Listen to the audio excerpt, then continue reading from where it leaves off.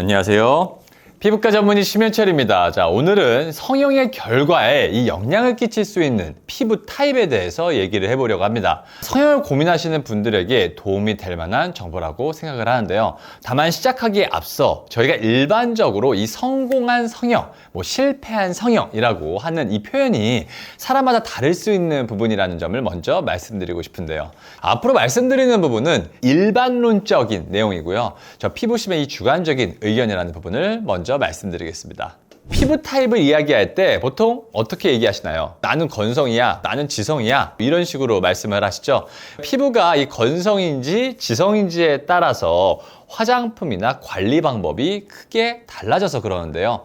자, 다만 수술과 관련해서 피부 타입을 얘기할 때는 그 기준이 조금은 다르다고 볼 수 있겠습니다. 자, 주변에 많은 성형외과 또 피부과 전문의 분들이 실제로 얘기하시는 게 성형에 가장 영향을 끼치는 부분 중에 하나가 바로 살성이라고 말을 하는데요. 즉 피부의 두께나 성질을 말하는 것이죠. 자, 여기서 말하는 이 피부의 두께나 성질이 단순하게 두꺼운지 얇은지 또 건조한지 지성인지에 대한 이야기가 아니라 피부 조직의 밀도와 탄력을 포함한 또 회복성까지 포함하는 개념, 피부의 성질에 관련된 부분이라고 말씀드릴 수 있겠습니다. 자, 오늘 말씀드릴 내용은 이 살성, 피부의 성질이 성형수술 후 결과에 영향을 미치는 경우가 있기 때문에 미리 알고 준비하는 것이 중요하다는 점을 말씀드리는 건데요. 피부의 성질이 두꺼운 사람과 얇은 사람은 똑같은 부위에 똑같이 절개를 해도 회복 과정 및 회복 부위에서 차이가 생길 수가 있고요. 또 이러한 차이는 단순히 의학적으로 흉 없이 잘 아무는가를 넘어서서 회복 후에 잘 되는지 안 되는지의 이 결과에도 차이를 만들어낼 수가 있습니다. 그럼 어떻게 자신의 피부가 두꺼운지 얇은지를 알 수가 있을까요? 실제로 우리가 살을 꼬집은 부위가 두껍다고 내 피부가 두꺼워 라고 할 수가 없습니다. 자, 왜냐? 우리가 꼬집을 때는 피부뿐 아니라 지방까지도 같이 꼬집게 되기 때문에 살이 많은 사람들은 당연히 피부가 두꺼운 것처럼 느껴지고 살이 없는 사람은 피부가 얇게 느껴질 수가 있죠. 자, 만약에 정확하게 이 피부의 두께를 측정하고 싶다면 초음파를 해볼 수 있지만 초음파를 한다고 해서 피부층의 밀도, 즉 진피층의 밀도, 빽빽한 여부까지 판단할 수는 없습니다. 살점을 떼서 조직 검사를 해볼 수는 있겠지만 그러면 피부 두께를 알아보려다가 조직 검사하려고 꼬매서 흉만 더 생길 수가 있겠죠. 자, 그래서 집에서도 혼자서 간단하게 테스트할 수 있는 방법을 소개해 드리겠습니다. 자, 그럼 첫 번째로 피부의 두께 측정에 대해 알아보겠습니다. 가장 간단한 방법은 이 눈가나 우리 손등의 피부를 살짝 찝어 올려보는 것입니다. 자, 이때 피부가 쉽게 잡히지 않고 좀 두꺼운 느낌이 든다면 피부가 두꺼운 편일 수가 있습니다. 자, 반면 얇고 쉽게 잡히는 경우는 얇은 피부에 속할 가능성이 큽니다. 자, 이 부위는 지방이 그나마 신체 다른 부위보다 포함이 덜 되는 부위이기 때문에 피부층의 두께가 상대적으로 어느 정도인지 감별을 할 수는 있습니다. 두 번째는 모공의 크기와 밀도인데요. 자, 이 모공의 크기와 밀도도 피부 두께를 파악하는데 어느 정도는 도움이 될 수가 있습니다. 자, 항상은 아니지만 일반적으로 모공이 크고 좀 촘촘하게 분포된 피부는 두꺼운 피부일 확률이 좀 높고요. 또 반대로 모공이 작고 덜 보이는 경우는 피부가 얇을 가능성이 좀 있습니다. 세 번째는 혈관이 드러나는 정도입니다.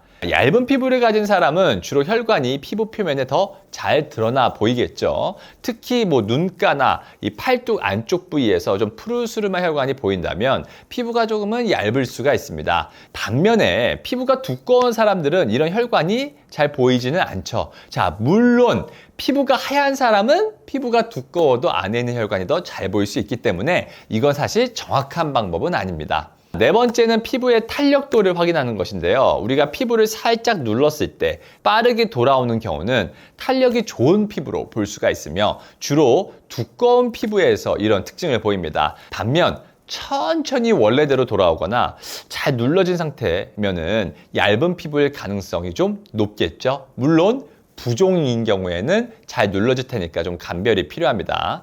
자, 이런 방법들을 통해 자신의 피부 타입을 좀 고려해 볼 수가 있습니다. 자, 예를 들어 처음 말씀드린 것처럼 테스트를 했었을 때 손등의 피부를 살짝 집어 올렸을 때 쉽게 잡히지 않으면서 모공이 좀 크고 촘촘하게 분포가 되어 있고 또 팔뚝 안쪽에서 혈관이 거의 잘 안 보이고 피부 탄력의 회복이 좀 빠른 편이라면 피부의 성질이 좀 두꺼운 사람이라고 1차적으로는 생각을 해볼 수가 있겠죠. 다만 주의하실 점은 이러한 기준이 사람마다 다를 수 있다는 점입니다. 우리가 운동 여부, 비만도, 또 혈관계 질환이 있는지, 그리고 앞에서 말씀드린 이 피부색이 어두운지 밝은지 이러한 것과 같은 여러 변수가 일반인 입장에서는 본인의 피부 성질 판단에 영향을 줄 수 있다는 점도 고려해야 합니다.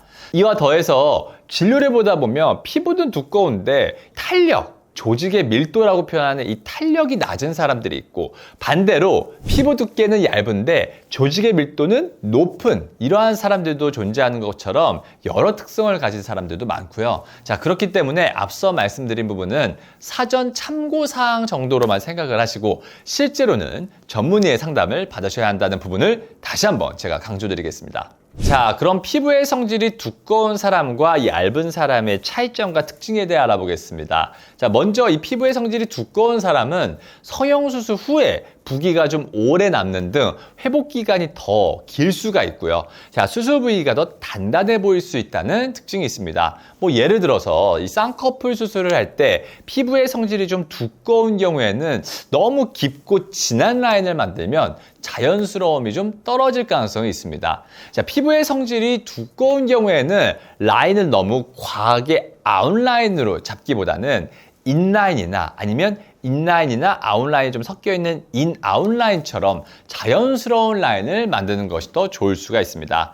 자, 라인이 과하게 설정이 되면 눈이 부자연스럽게 보이거나 또 회복 과정에서 단단한 느낌이 들면서 인상이 강해지거나 우리가 과거에 소시지 눈이라고 불렀었죠. 이러한 형태가 생길 수도 있기 때문에 유의하시는 것이 좋습니다.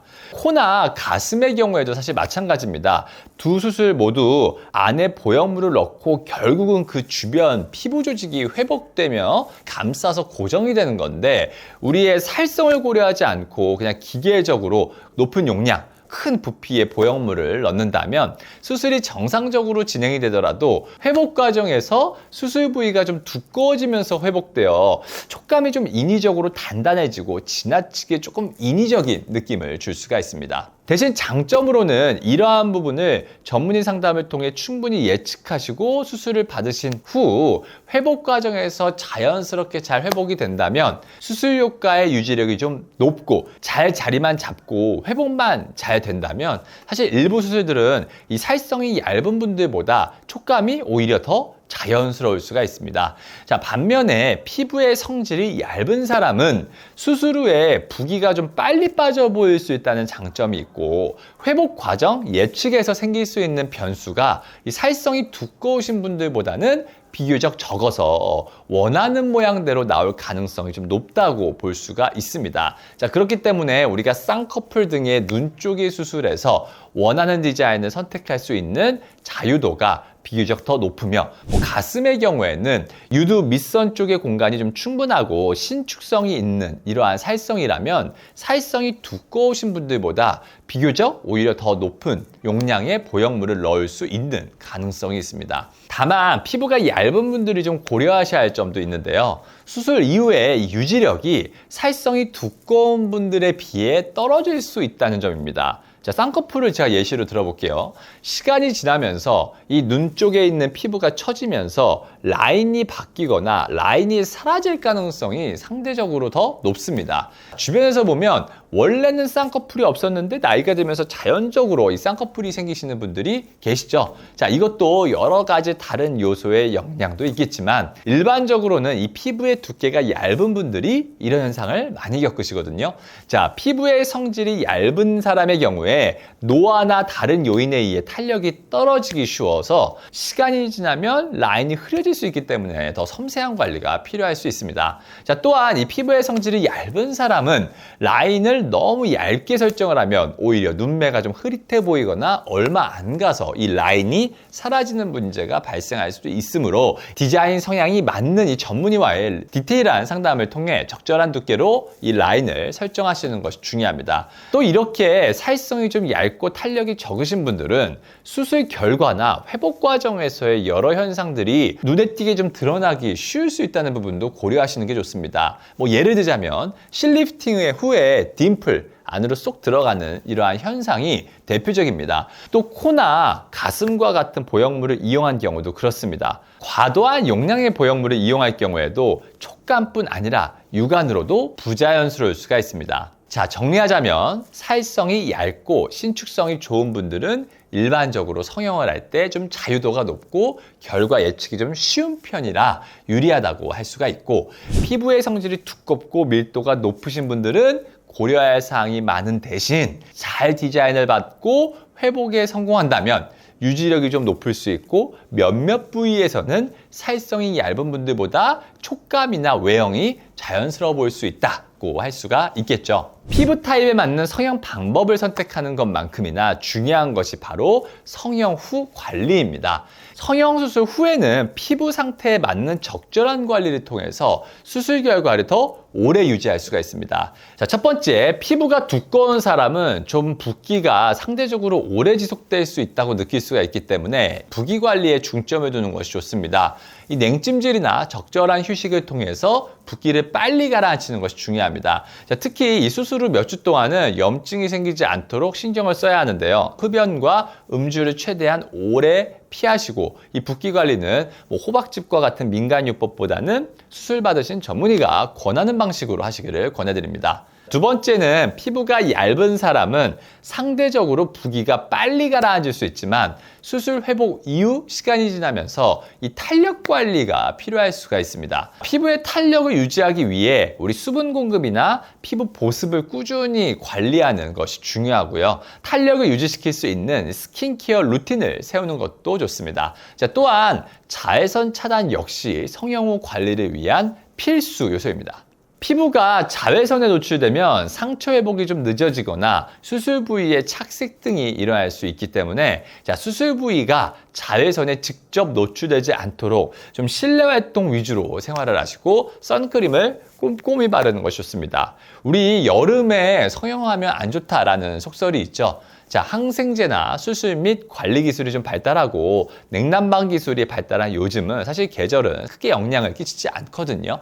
대신 겨울이나 가을이더라도 이 자외선 관리는 꼭 신경 써주시는 것이 좋습니다. 살성이 얇은 분들은 수술 회복이 좀 빠른 대신 회복 이후에 장기적인 관리를 조금 더 신경을 쓰시고, 살성이 두꺼우신 분들은 수술 회복 자체를 신경 쓰셔서 여유 있게 하시는 것을 좀 권해드리는데요. 살성 타입별로 회복 방식을 고른다기보다는 결국 수술 후에는 염증 및 부기 관리, 회복 기간 이후에는 탄력과 관련된 기초 케어 모두 해주신다면 나쁠 게 없기 때문에 사실 양쪽 다 신경 쓰시기를 권해드립니다. 자, 다음으로는 성형 전에 이 피부 상태 체크의 중요성에 대해 알아보겠습니다. 자, 지금 앞에서 말씀드린 걸로 봤을 때 피부 타입이 성형에 어떤 영향을 미칠 수 있는지 어느 정도 감이 오셨을 텐데요. 성형을 고려할 때 자신이 어떤 피부 타입인지 좀 정확히 알면 조금 더 유리하다고 볼 수가 있겠죠. 자, 물론 상담 받으실 때 전문의 분들에게 이러한 부분을 직접 어필하시는 것도 좋고요. 성형 전에 피부 상태를 좀 잘 분석을 해서 자신에게 맞는 성형 방법과 관리법을 선택하는 것이 단순한 관리를 넘어서서 수술의 만족도에도 영향을 미친다고 할 수가 있습니다. 자, 수술하시는 전문의와의 상담을 통해 이 피부 타입을 좀 고려를 해서 적절한 수술 방법을 확인할 수 있고, 수술 후 예상되는 결과나 관리에 대해서도 조금 더 유념할 수 있는데 도움이 될 거라 생각합니다. 자, 피부 타입이 성형 결과, 즉 성형 수술의 만족도에 영향을 끼칠 수 있다는 이 사실, 오늘 영상을 통해 잘 아셨죠? 그래서 성형을 고민하시는 분들은 이 자신의 피부 타입도 한번 확인해 보시고요. 자, 이에 따른 수술 방법과 관리법을 선택하시는 것을 권해드립니다. 오늘 말씀드린 내용을 참고하셔서 성형과 관련된 정보를 검색하시면 더 만족스러운 결과를 얻을 수 있을 것 같습니다. 편의상 제가 사회성이 두꺼운 분, 사회성이 얇은 분 이렇게 좀 간단하게 말씀드렸는데 피부라는 것이 사람마다 다르고 피부 타입과 별개의 변수도 많기 때문에 이 참고를 위한 사전 정보 정도로만 활용하시고 꼭 전문의의 상담을 받으시기를 권해드립니다. 자, 그리고 성형 후에는 피부는 반드시 꾸준한 관리가 필요하다는 점도 기억해 주시길 바랍니다. 오늘 제 영상이 도움이 되셨다면 구독과 좋아요, 알림 설정 부탁드리겠습니다. 다음번에도 더 재밌는 영상, 더 유익한 영상으로 찾아뵙겠습니다. 감사합니다.